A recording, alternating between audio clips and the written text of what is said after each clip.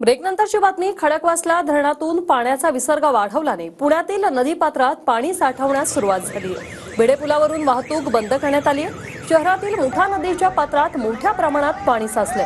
नदीपात्रात असलेली वाहनं आता बाहेर काढायचं काम सुरू आहे. प्रदीप कापसे आमचे प्रतिनिधी आपल्यासोबत थेट जोडलेत. प्रदीप, काय स्थिती पुण्यात? वृषणाजी बरोबर आहे. कसं खडकवासला धरण क्षेत्रामध्ये गेल्या 24 तासांपासून मुसळधार पाऊस जो आहे तो पडतोय, त्यामुळे खडकवासला धरण आधी 100% भरलेलं आहे. मात्र खडकवासला धरणामधून पाण्याचा विसर्ग जो आहे तो मोठ्या प्रमाणावरती वाढवण्यात येतोय. सध्या जवळपास 23,000 क्युसेकनं पाणी जे आहे ते मुळामुठा नदीच्या पात्रामध्ये सोडलं जातंय.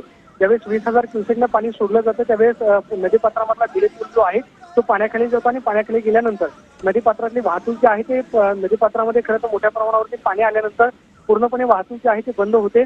काही वाहनं जी आहेत ती पाण्याखाली गेलेली होती. मात्र ती सध्या प्रशासनाकडून वाहनं जी आहेत बाहेर काढली जात आहेत. अनाउन्सिंग केलं जातं की आपली जर वाहनं नदीपात्रामध्ये लावलेली असतील तर ती वाहनं लवकरात लवकर काढून घ्यावी, कारण खडकवासला धरण साखळी क्षेत्रामध्ये पाऊस जो आहे तो अजूनही थांबत नाही. त्यामुळे खडकवासला धरण साखळी क्षेत्रामधून पाण्याचा विसर्ग जो आहे तो मोठ्या प्रमाणावरती वाढवण्यात येतोय.